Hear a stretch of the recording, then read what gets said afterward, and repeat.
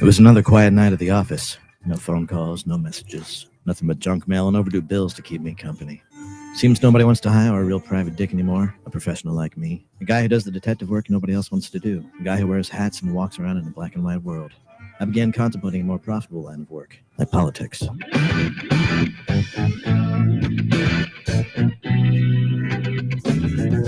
are the show! You want to know. It's time to talk to you.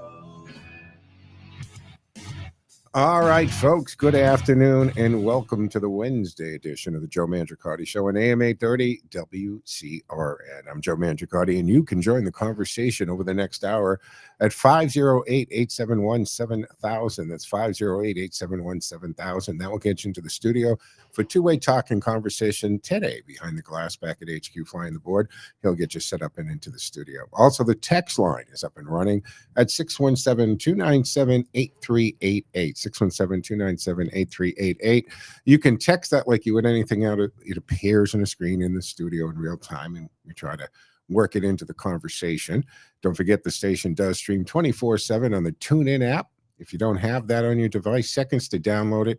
Do me a favor when you punch in WCRN, hit the like button. We know you're there, and then we're very easy to find, and you can tell Alexa to play WCRN. She'll do it, no questions asked. I'm also streaming my show from the Cameo Studios on my social media platforms at Joe Mangi Show, M-A-N-G-I, Joe Mangi Show, Facebook, Twitter, Twitch TV, and Rumble. So then later I loaded up to Twitch TV, and the show is turned into a podcast after I get off the terrestrial broadcast. So subscribe wherever you get your podcasts, Spotify, iHeartRadio, TuneIn, Google Play, etc. 508-871-7000 to join the conversation. We've got a lot to talk about today. Also joining us shortly will be Jennifer Say, as I promised. She'll be joining us in a little bit here. It is April 16th, the day after Tax Day. We've got a few stories that I want to touch on. Different on the surface. All the threads are the same in the bigger picture, one of truth, hypocrisy, accountability, and the long overdue return of common sense. Let's kick things off with the story that's breaking wide open, because this is interesting, right? New York Attorney General Letitia James, you remember her. She ran on putting Trump behind bars. She's the one who built her political brand on no one is above the law, especially when the law had the name Trump anywhere near it. And while this week is just a stunning twist of poetic justice, she is the one now in the hot seat here, because James has now been hit with a federal criminal referral for alleged mortgage fraud, not from a right-wing blogger, not from an angry landlord, no, from the Federal Housing Finance Agency. See, according to the referral, she may have falsified documents, claiming a home in Virginia was her primary residence in order to secure better mortgage terms. Of course, it wasn't at the time.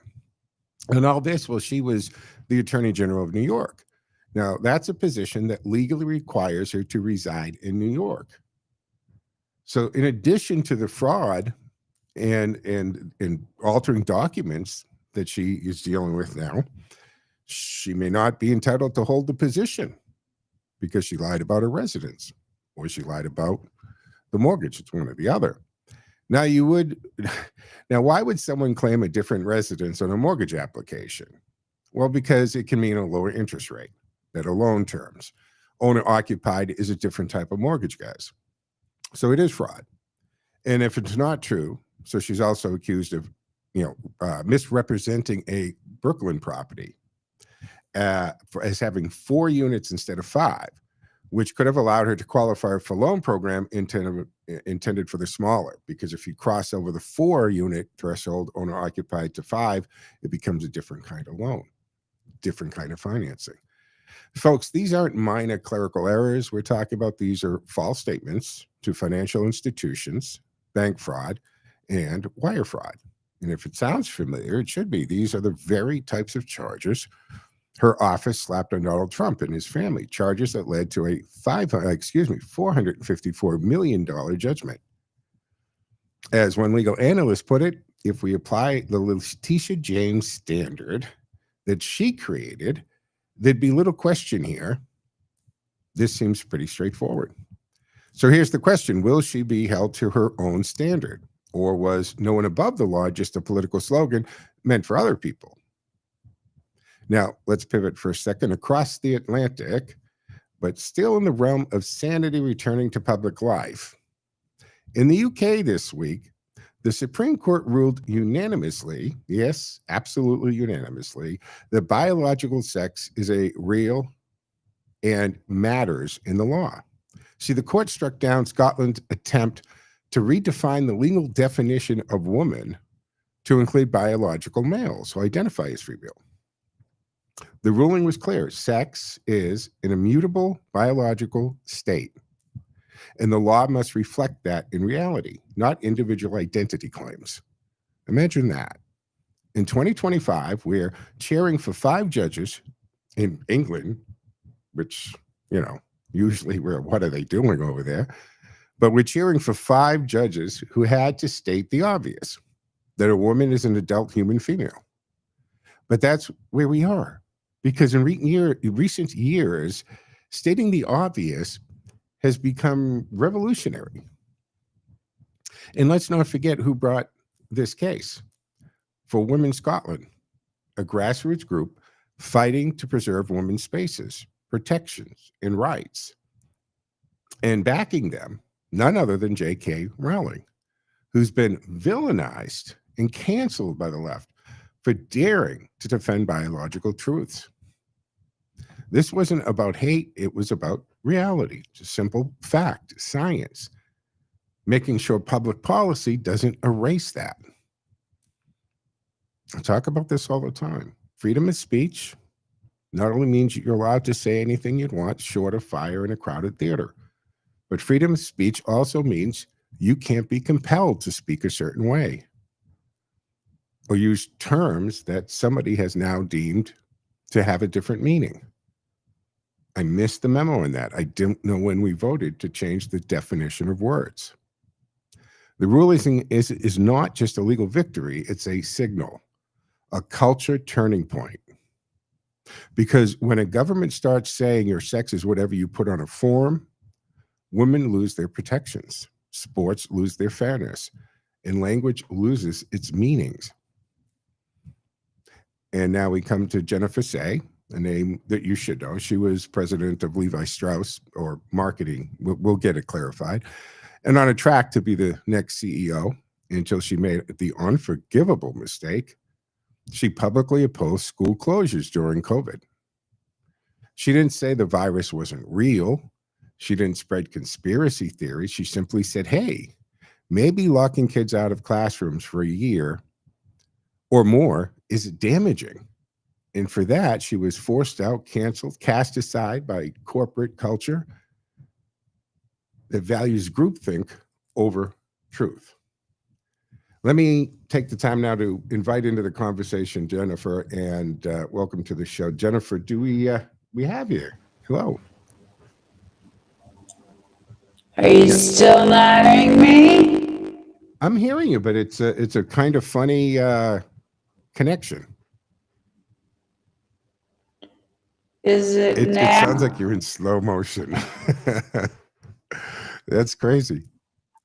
Okay, well, what we'll do is That's funny. All right, so what we'll do is I have no tech support. Elon Musk is there. All right. No tech support. Well, let's do this. Just Let me finish up here. We'll get to the break, and then we'll try this and get this straightened out, folks. But Jennifer Say will join us when we come back on the other side of the break, and she can correct this. See if I do justice to this. But she's she's a former elite gymnast and had high-ranking executive Levi Strauss & Company there. She resigned from her position as brand president in early 2022 after publicly opposing COVID-19 school closures. Say argued that the extended shutdowns disproportionately harmed disadvantaged children who relied on in-person learning for stability and support. And despite being on track to become Levi's next CEO, she chose to step down. declining $1 million severance package that included a non-disclosure agreement. Remember NDAs, right? Those were only a bad thing when Trump had them in place. But she turned down that NDA to maintain her ability to speak freely on the issue. Think about that for a moment. Is your free speech worth $1 million to you? Following her departure, Say relocated her family from San Francisco to Denver to ensure her children could attend school in person. She continued her advocacy through social media and public appearances, emphasizing the importance of keeping schools open during the pandemic. And in addition to her advocacy work, Say launched a new venture called XXXY Athletics, a company that promotes fairness in women's sports by supporting sex-based competition. The brand has gained attention for its stance on maintaining traditional definitions of gender in athletic competitions. And Say remains active on social media, particularly on X, formerly Twitter, where she shares her views on education, corporate culture, and women's sports. And as of April, she has over 175,000 followers, and that's pretty huge. So we'll try it before we go into break. Did we get this right away, Jennifer? Well, I hung up and okay, I just started over. So okay. I missed some of what you said just because I hung up and started over, which seemed to do the trick. Sometimes Reset. It's just a matter of unplugging and replugging something back. That's right. Well, correct. I hope that I did you justice. I guess I can recap I'm sure you did. That's okay. I'm sure you got it all in there. Basically, I mean, what I laid out was you were this high-ranking exec. I'm really abridged here. High-level ranking executive at Levi Strauss. You were saying, hey, wait a minute. Maybe we shouldn't be locking kids out of school, especially in these ages, and went against that whole corporate culture, and you guys parted way. Was it $1 million they offered you with an NDA? I resigned. I'll leave it at that. Okay. I resigned.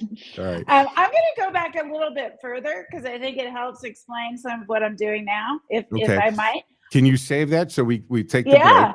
We're against. Yeah, we you have got hard breaks. They're not floating. So we'll do that, guys. We'll take the hard break here. We'll come back on the other side. We'll start off the segment fresh with Jennifer Say, XXXY Athletics. And you can join the conversation at 508-871-7000. That's 508-871-7000. Remember, we're streaming straight on my social media platforms at Joe Mangiacotti Show, Facebook, X, Twitch TV, Rumble, LinkedIn profile. You can check it all out. So do that. 617-297-8388 for the text line. Back in 10. Looking for guidance as you face a future on Social Security? It's hard to figure out on your own. MedicareAdvisors.com is a completely independent. All right, we're still streaming, but a commercial is going out over the radio station. I got it. But people who are watching us on social media, so be aware. Okay. Yeah, gotcha. They're listening. So, what do you want to go back to? I was going to go back to, I, as a young person for 16 years, competed as an elite gymnast, 7-time national team member, and was the first gymnast to speak out about abuse, coaching abuse, sexual abuse in sport. And that was sort of my first shot at being canceled. You keep going. I'll do anything to defend free speech and children. And that's really the through line. Yeah.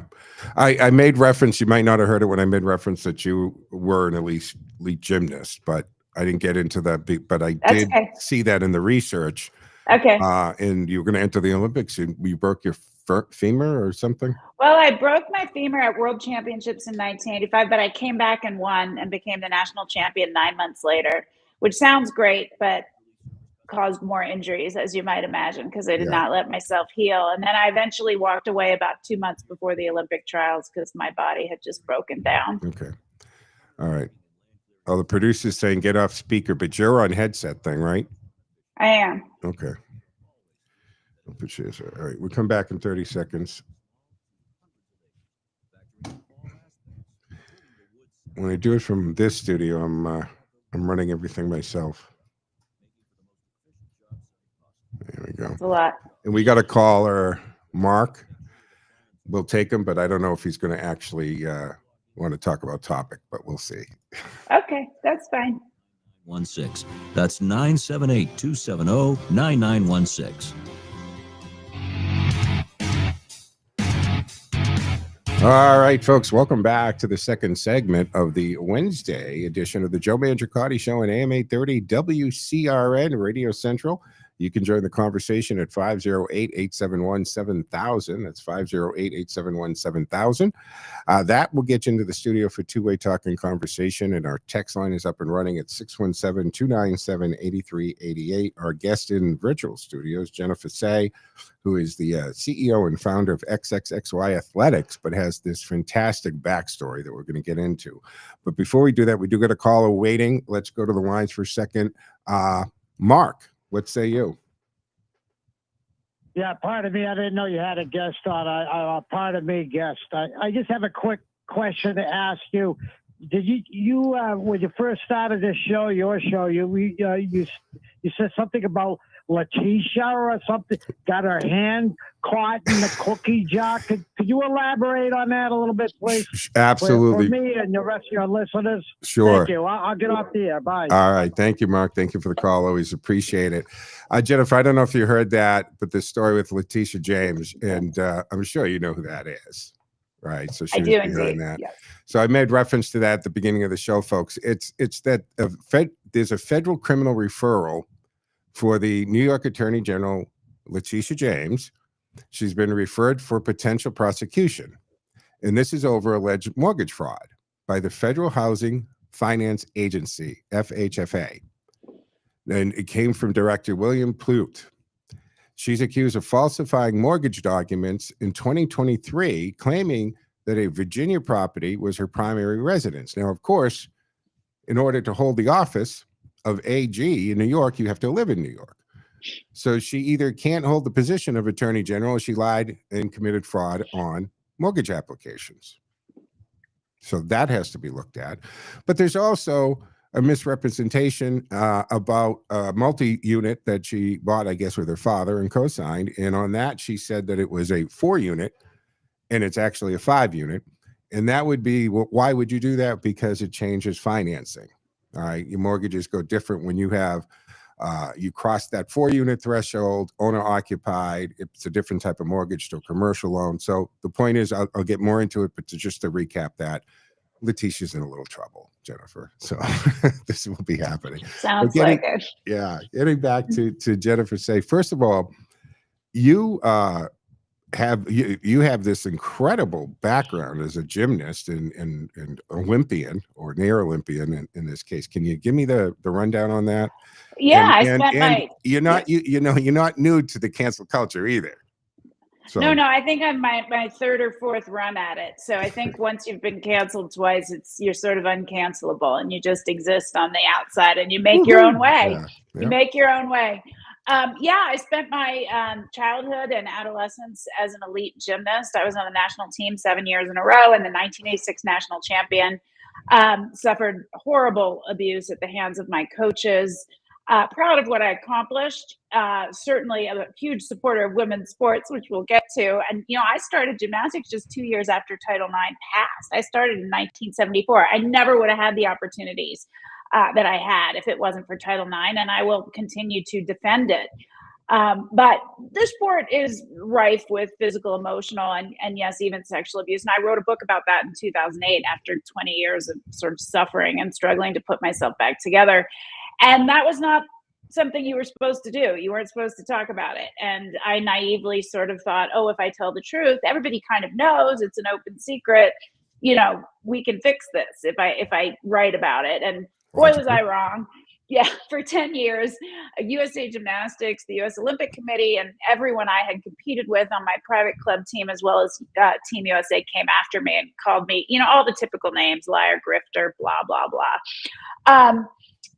So, it was tough, but the more they came at me, it sort of strengthened my resolve, because I felt like, wow, what they're hiding must be even worse, which it was. It was Larry Nassar. Must be even worse than what I know about. And at the end of the day, I'll die on a hill to protect children. Girls deserve to train in a safe environment. And that's not what was happening. And frankly, it's still not happening, at least in gymnastics. I won't speak for other sports. It's still a sport that is really rife with abuse. So, that kind of started me on this journey. Now, the cancellation happened within the sport and athlete community, but that was harmful and very hurtful to me. I mean, these are the people I grew up with. This was my world. The outside world actually did embrace the message, but it took 10 years for really anything to happen. And it took Larry Nassar, which is, the most horrific, egregious case, sports scandal in history. In essence, he abused over 500 young athletes, including Olympians. It was at that point that USA Gymnastics had to admit that maybe some change was necessary. I think a lot of what they've done is window dressing, but we keep fighting.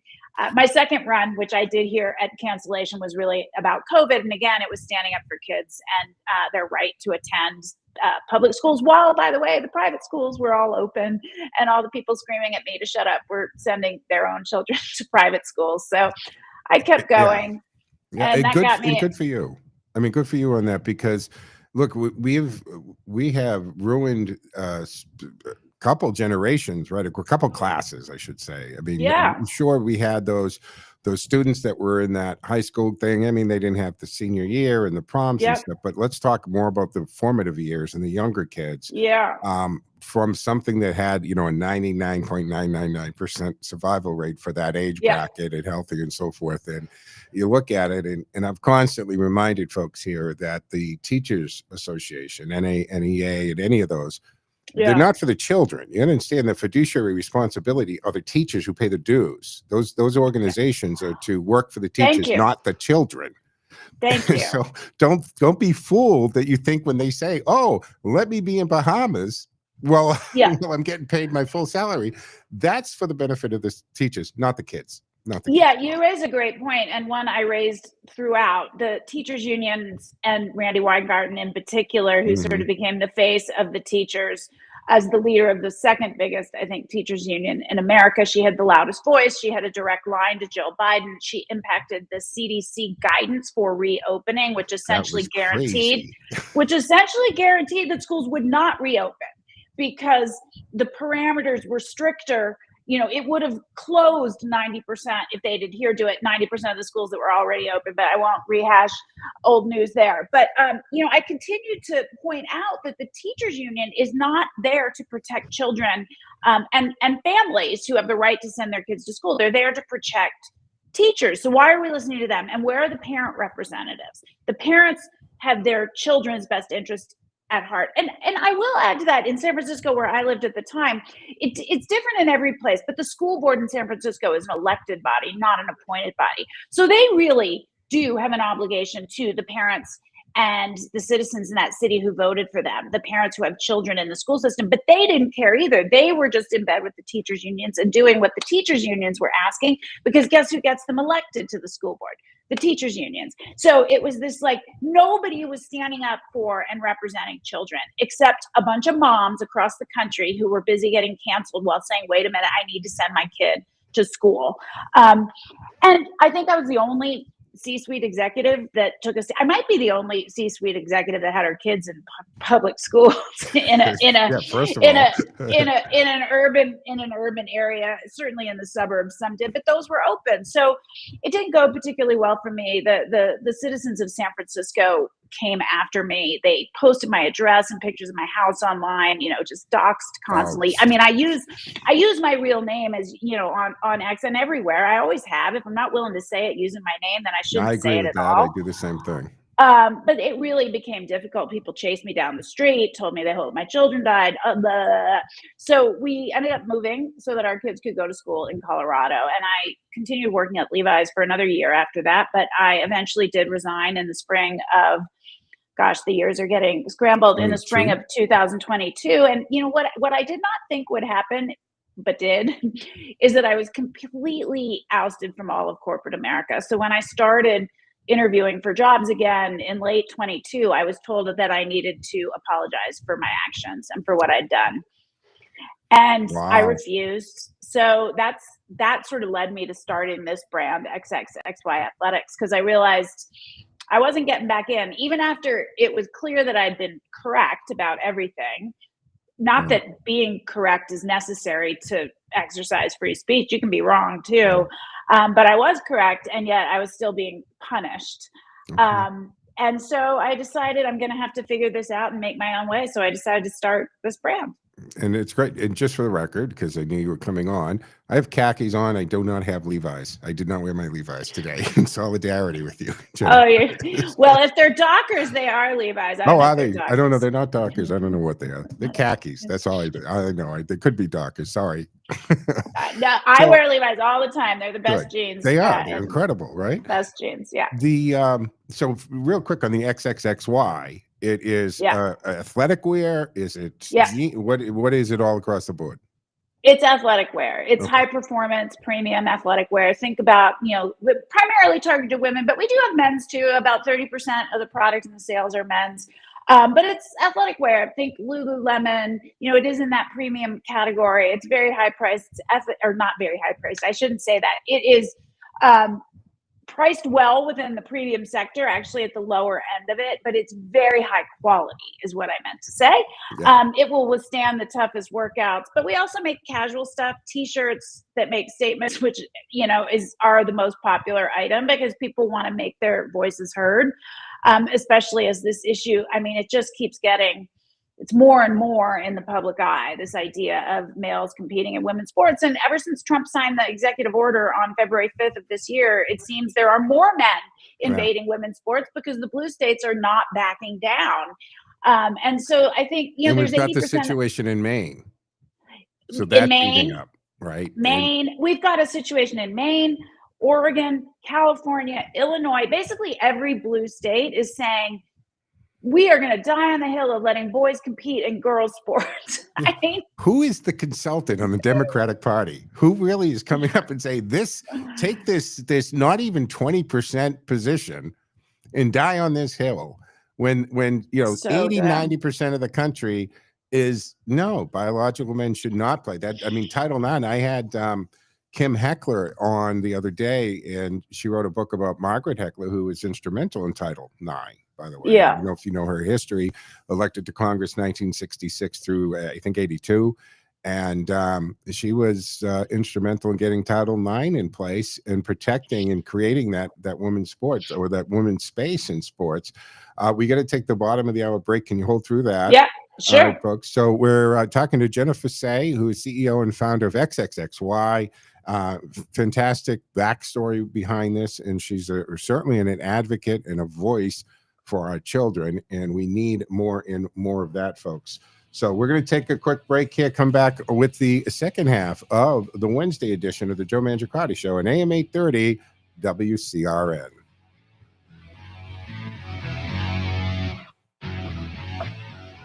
Time now for the forecast from the Boston Independence Group Weather Center. Call Jerry Doherty today. Okay. We're in a break with the station. 1776. Gotcha. Retirement is within reach. Did you get a chance to see that story from London? I did, yeah. Okay. So touch We on can that talk about sure. a bit and then go into this. And then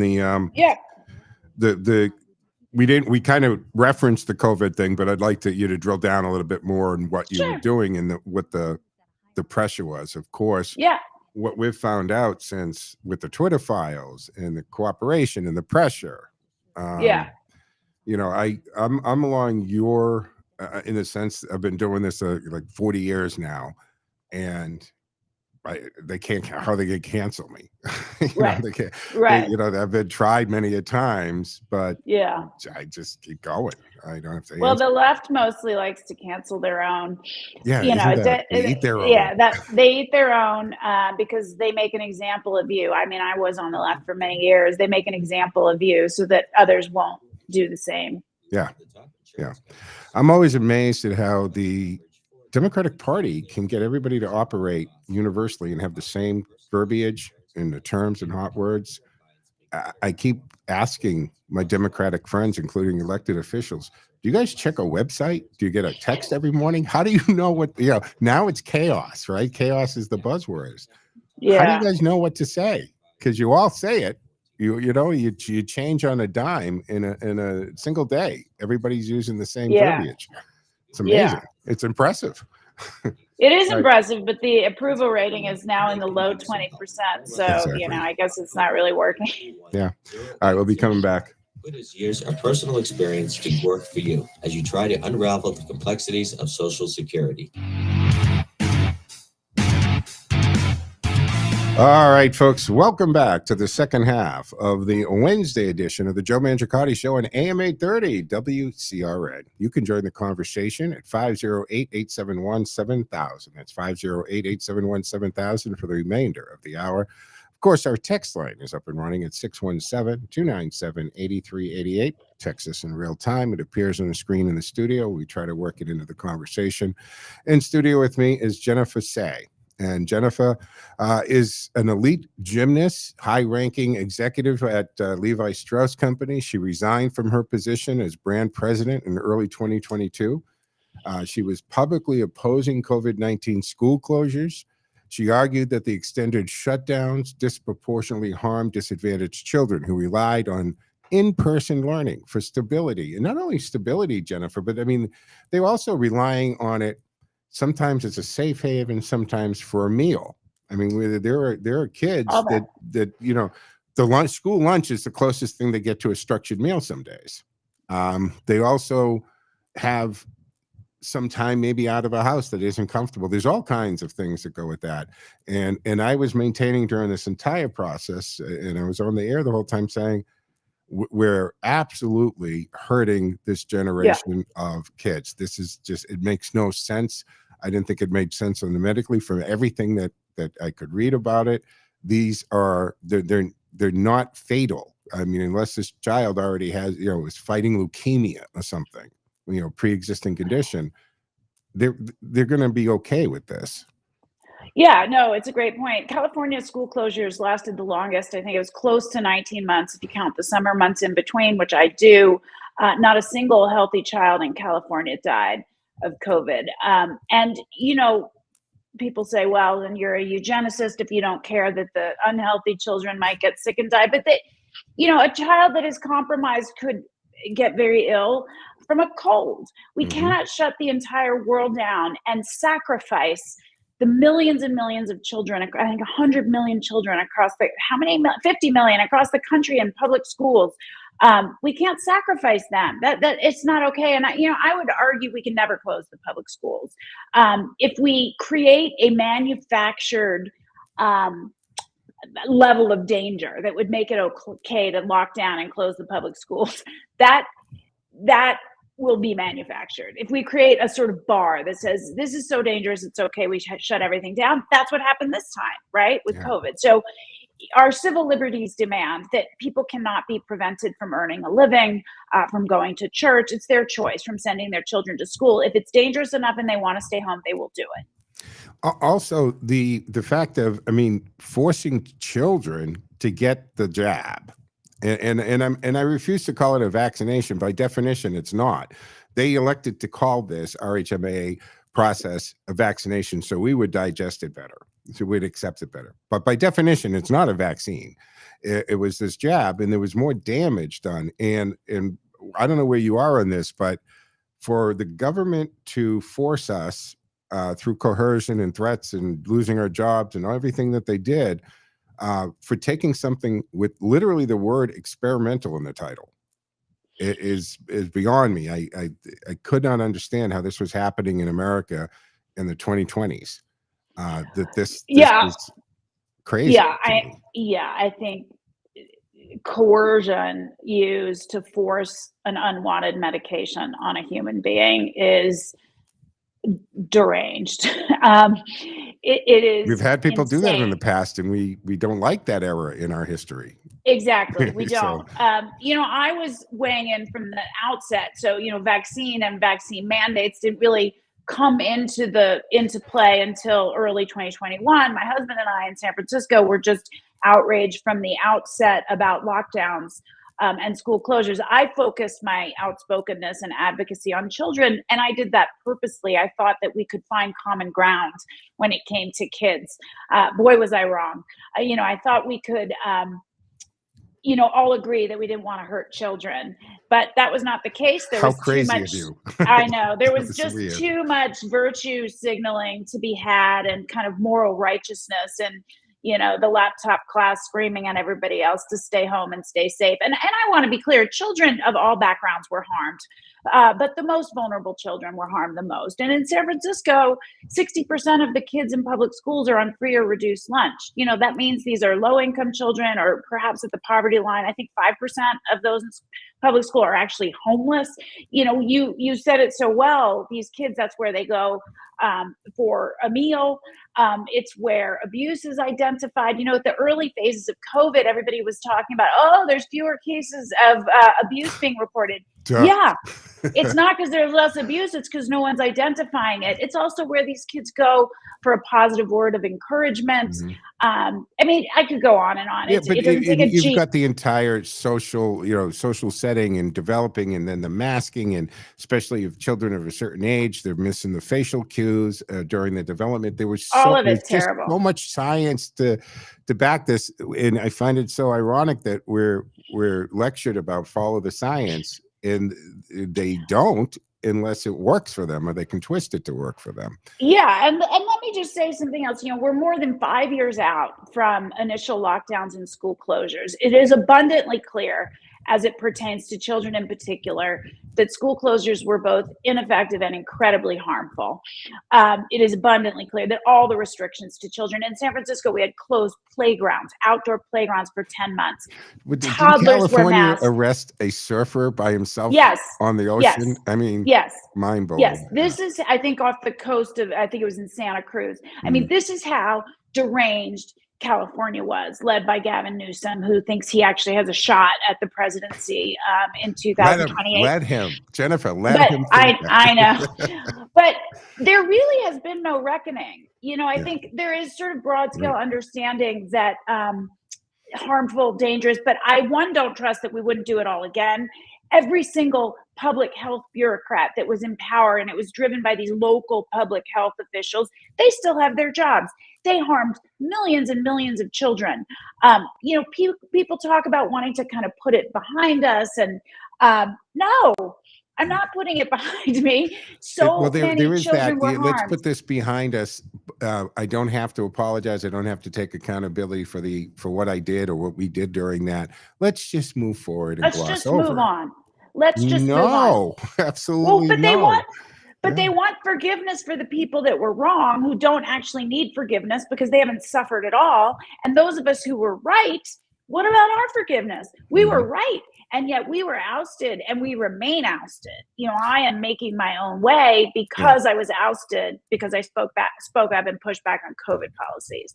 Can I go to that for a second? Here Sure. You are, C-suite, Levi Strauss. Now, as president of branding or chief marketing officer, you were. So I worked there 23 years, long career, love the brand, had worn it and do wear it since I was 6. I was the chief marketing officer. That's really how I made my mark for 8 years. But during the course of COVID, I became the brand president, at which time I oversaw all product as well as marketing. Okay. So big job. Yeah. Very C-suite job. Got that. And this is happening, and you decide. You just have your X account, or Twitter at the time, I guess, right? Twitter account. And like you said, I'm thinking, man, other parents are going to rally behind this because I'm sure they have the same concern I do. So you start posting on Twitter about the lockdowns not good for the kids. What was happening with the Levi Strauss, with the company, when this happened? Because apparently, if you could tell everybody what happened with the fallout and what kind of pushback you got, and how did the corporate, I guess it must have been your boss, right? Or whoever, come to you and say, hey, knock that off, or how does that work? Well, I'm going to avoid going into a lot of the ugly details on this, but just give us the highlights. Yeah, I did write a book called Levi's Unbuttoned that sort of lays out the pushback from corporate community in general, San Francisco, and the challenges that I faced at Levi's. But it just, I was hosting, I was leading rallies to get the schools open in San Francisco, posting notifications about these rallies on Facebook. They'd be taken down within moments. You referenced the Twitter files. Meta was egregious in censoring, and Mark Zuckerberg has since acknowledged that. But I was doing rallies. I was appearing on the local news. I was tweeting. I didn't have very many followers. Like I thought, I don't know who's going to notice anyway, but I did build a following over time because the moms who were willing to speak out were sort of few and far between. And, I think we touched a nerve, with moms across the country. But the real line in the sand was when I moved to Colorado, and I tweeted about it, and it went a little bit viral. And I was invited to go on the Laura Ingraham show, the Ingraham Angle, in March of 2021. And I accepted because, us moms kind of got together, and I said, what do you think? Should I do it? And we'd been trying to get our message out in the mainstream media. We just were platform. We were begging the New York Times, CNN to say you're only representing one view. You're representing Randy Weingart and the teachers union's point of view. You're not representing parents. But of course, they wouldn't allow our view to be heard. So we all agreed, yeah, take the opportunity. Doesn't matter. You'll get smeared, but that's okay. So I did it. And that really was I don't know if I can curse, that just, really, really made people mad, because even if they agreed with the things I said, which many people, at the company and in San Francisco said they did, people felt that the fact that I said it on her show to her made me a racist, basically. And this was, we were still in the throes of the 2020 BLM riots in early 21, which is when I appeared on the show. And so the accusation was that I was this sort of unrepentant racist, and there was no place for me. And that can be the mark of death in corporate America, to get racist thrown at you. Yeah. I mean, the irony is I have 2 mixed race children. I mean, it's so dumb. I was going to ask you, because I saw your Facebook page, and you have a blended family that way? I do. Mixed race. Okay. And also, anyway. Yeah, go ahead. Finish. It's so dumb. But let me just tell you, in San Francisco, the rules were so insane. When they finally let us out of our homes, and they said you can meet in the parks and public spaces, but you have to stay in one household. I have 4 children also, which is a lot of kids in San Francisco. So my family, 2 mixed race kids, 2 not mixed race, white. I got divorced, and then I got married again. It's not complicated, but 4 kids, mixed family. People called the police on us because they thought we were mixing households. Oh my God. We have to take a break. Can you stay through the break? Do you have the time to do that? Because that's crazy. It's insane. I could stay a little longer, yeah. Well, all right, folks. Our guest here is Jennifer Say, who is the founder and CEO of XXXY Athletics. 508-871-7000 to join the conversation. 508-871-7000. We'll be back in 2 and 10, folks.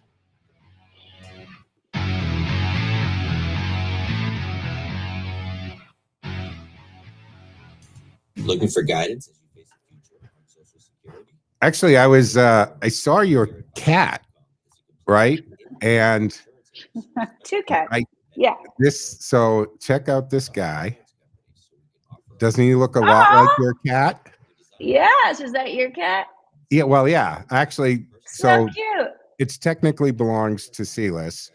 I got it from a week ago Saturday on his birthday. Oh, so that's new. Sebastian. And I thought it looked a lot like your cat. I said, wait a minute. These could be brothers from another mother, these cats. They look so identical. Yeah. So my little guy passed away a couple months ago. This is Teddy. Oh. And so Teddy sweet. was he was a DDS dog. So his skill or training was to smell the diabetic breath when your blood sugar's off, and he could warn you. Wow. You're like 15, 20 minutes away from That's amazing. thing. So he spent his entire life. He never was left home alone a day in his life. That dog went everywhere. He was a mascot for not just the radio station, but other companies. We did photo booths at different organizations. And he was just, the dog ate more 5-star restaurants than most people will in their lifetime, you know. Cute. It was on planes, trains, boats, automobiles. It was crazy. But all right, so coming back to this, people thought you were what the hell does mixing families mean? I don't even understand that. Mixing We have mixed households. families all the time. Yeah, you weren't allowed to mix households, so you weren't allowed to go to the park and say the All people right. that live next door to you. All right, we're coming back. Let's take 30 fundamental human rights, and you only need to do one thing to enjoy all of them. Know them. Get your free human rights booklet today. Go to humanrights.com.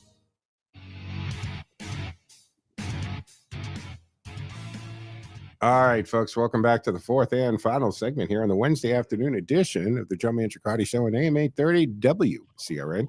You can join the conversation at 508-871-7000. In our studio or virtual studio with me is Jennifer Say, who's founder and CEO of XXXY Athletics. Great name. I think the name in itself kind of sends a message, does it not? And I'm sure that wasn't by mistake, being the branding expert that you are. So you knew what you were doing there. Going into the break, though, I got to revisit this. That you're in San Francisco, and I know San Francisco is just weird and out there. No offense, but I haven't been there for many years. I loved it when I went out there many, many years ago, and I found a great number of East Coast and even New England people had relocated out there. Yeah, and it even had a little bit of a New England feeling to it. I really enjoyed it, but it seemed to get really weird, and by I think the rest of the country, certainly the flyover country, right? Yeah. But what was this that you have this family, which is so common, right? I mean, there's just millions and millions of families that have half brothers and sisters and stepchildren and all this. So what was the thing that you were violating, or people thought you were violating? That people have mixed and blended families all over the world. Yeah, they had crazy rules in San Francisco. They changed every day. Just rules about how far apart and who you could see. And they had these hula hoops or these chalk-drawn circles in the park, and you had to sit in them to maintain the distance from people from another household. So we were one household, 4 kids. Because you all didn't look the same. They thought you were letting your neighbors come over. Yes. You got it. Okay. So some lady, I saw her because they had this special hotline set up so you could snitch on your, like a Tim Walz type of snitch line? Yes, we had one, and you could text in complaints. And I saw a woman, 30 feet away, and I said to my husband, she's 311ing us. She's texting into the hotline. And she was, and they showed up 3 minutes later, and we were asked and told we needed to prove that we lived in one household, as if children have ID. They do not. That's how dumb the whole place was. And so I loved San Francisco. I lived there 33 years. I miss it. It's beautiful. It's crazy. And it does, you say it's gone crazy, but it's gone, the Democrats have gone crazy. Right. Okay. So they're sort of the epitome of the most kind of progressive wing of the Democratic Party. That's San Francisco. And they just have corrected, Jennifer. How do you, they have to become uninsane. I mean, and every problem they're facing is self-made. It's self-inflicted. Everything from the homelessness problem to the open-air drug use to, big businesses are leaving San Francisco. The downtown is just, it's decimated. Nothing has come back since COVID. That also self-inflicted. Longest closures in the country, decimated small businesses. Employees stayed virtual, longest period, in the entire country. Employees in San Francisco have only just gone back. They have a new mayor. He's just insisted that that city employees go back to work, and they're mad about it. Yeah. So look at the flack that Elon Musk gets with Doge. I can't even understand why people are upset with literally billions of dollars being exposed in fraud and bloat and waste. Yeah, it's crazy. So all of this stuff is self-inflicted, and people are leaving California in droves, despite its beauty. And it's an amazing place to live, but it's completely unlivable at this point. And I would have stayed. I mean, I loved it so much. I would have stayed if I could, but I couldn't. So I left. Went on Laura Ingraham. That was a big mess of a thing I did, and it just kept getting worse and worse for me. And I decided to take my leave. So Okay. I did. And now I started this thing. As I told you earlier, what I did not expect was for all of corporate America to just, say you are not allowed back in. I did start interviewing for jobs, big jobs, like CEO jobs. I am really capable. And every time, once I Clearly, got to, I mean, 23 years, and you look at where you rose to a corporate, in one of the most iconic companies of America, Levi Strauss Company. You rose to the top level there. Of course, you're capable, but because you misbehaved is what's the simplest way to put it. You misbehaved. disobedient. I didn't read, I proved myself unwilling to heed the demands of the party. And I did what I thought was right. I didn't read from a script. I said what I thought. And you can't really do that. In my experience, and this sounds pretty mean, but this is my experience. We think of corporate leaders. We think of leaders in any field, corporate, politics, whatever. We think of them as sort of brave and courageous, and that they know what they think and they go after it. That is not the case. There are very few people who are willing to stand up and stand apart from the crowd to do the right thing. That's as true in corporate America, with corporate leaders at the very top of their field, as it is with the general population. And mostly they read from scripts given to them by legal and corporate communications and HR, and they say what they're supposed to, and they kind of wend their way through the halls without offending anybody. And eventually they're like the last man standing. That's kind of how it works. And I had never operated that way. And that's not true for founders. That takes a different kind of chutzpah, I'll say. Mm-hmm. But it is true in established corporate companies. And I enjoyed working there. I always was myself. That's what I loved about Levi's, is I could be myself. And but it just didn't continue that way for me. So, I started my own thing that combined my athletic background with my brand building experience. And I thought I can make an impact this way. Well, first of all, how is XXXY doing? It's doing great. We're only a year old, or a year and like 2 weeks. So very early days for a startup. But I think both from a financial growth perspective and an impact on this issue, we're having a huge impact, because, if somebody feels like they can wear this T-shirt that I'm wearing, which just says Save Women's Sports, to their daughter's soccer game, it normalizes it. Because you're right, 80% of people do agree with us. Most don't say it. They're too scared to say it, because the dragging you get is pretty serious. I mean, look at these dads in New Hampshire. Did you see this yesterday? The New Hampshire dads? No, tell me Okay.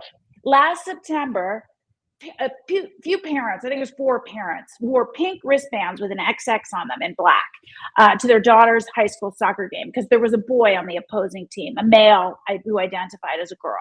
They were booted from the game. They were told they couldn't wear these wristbands. This was their own quiet protest. Wristbands, that's all they did. They didn't say anything. They just wore wristbands. So they sued the school district, for kicking them out. And yesterday, a judge sided with the school district and basically equated these wristbands with 2 X's on them to, wearing a T-shirt with a swastika, or showing up with like a Klan outfit on. So they equated an expression of biological reality with hate speech. And so we are so at odds, because you have the decision, to your point, in the UK that was just made, which said legally, to be a woman, you have to be XX, which sounds so obvious and stupid that we have to say it. And yet in New Hampshire, you have parents being told you can't stand up for the protection of girls' sports. That is crazy. Folks, I'm speaking with Jennifer Say, who is the CEO and founder of XXXY, former Levi Strauss Company. They attempted to cancel it. And you just said, I'll just start my own thing. Thank you very much, which is awesome. Do you want to take a call? We're going to call Bill. Sure. Would like to join us. So let's go to the phones. Bill, what say you? You got Jennifer Say on the line with us. Hello, Jennifer. Hello, Bill. Hello.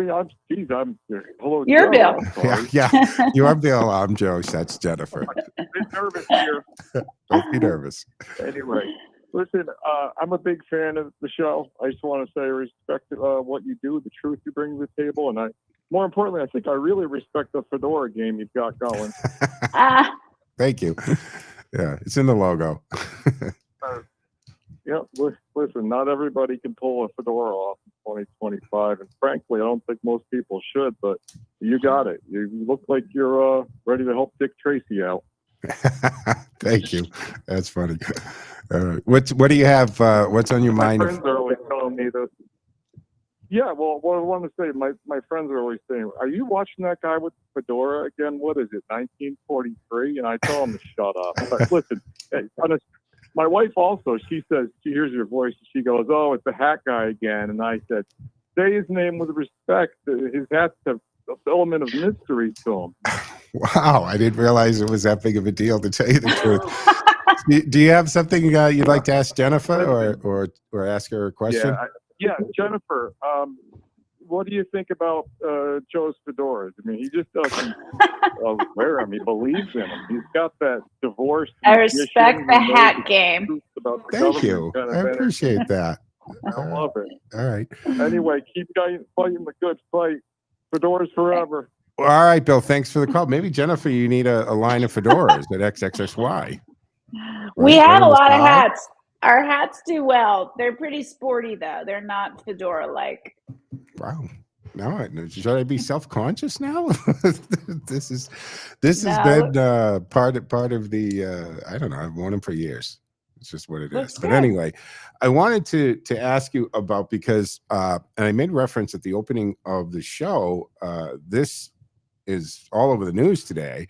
The court in England, which is normally coming up, but this is the country that are going to people's homes and actually taking them into custody because they reposted something on X, right? And now they come out and they define a woman as an adult girl. Basically, they said female. And is this going to move to the United States, do you think? Well, the UK has also been ahead of the United States on banning gender-affirming care for minors, and the U.S. has not really taken a cue yet, other than in red states. The U.S. is doubling down on their ideological position, and I think aren't really thinking about children or truth. But it'll get here eventually. But I think we have a long way to go. All at once, I saw the ruling, celebrated it. This idea that sex is not fungible. It is rooted in your biology from birth, XX, which is what the rules should be for sports. At the same time, I was like, I cannot believe we live in a world where that has to be clarified. I mean, yeah, absolutely. Look, we're running against the clock. So people, where do they go? Is it xxxy.com? Where do we go if we want to see the product? Go to xx-xyathletics.com, or a simple way to remember it, like a vanity URL, is thetruthfits.com. And we have great stuff. We made some pink hats in honor of the dads who stood up for their daughters in New Hampshire. Those are available now. They look pretty good. It's actually black with pink. No, I don't. It's not sporty enough. I gotta stick with the sporty, you'll have to sporty theme. But get on that. Design something, Jennifer. We can work on it. All right. Thank you so much for taking time out. Thanks for having me. All right, folks. This is going to wrap up the Wednesday edition of the Joe Mangiacotti Show at AM 830 WCRN. Back tomorrow afternoon, folks. Joe out.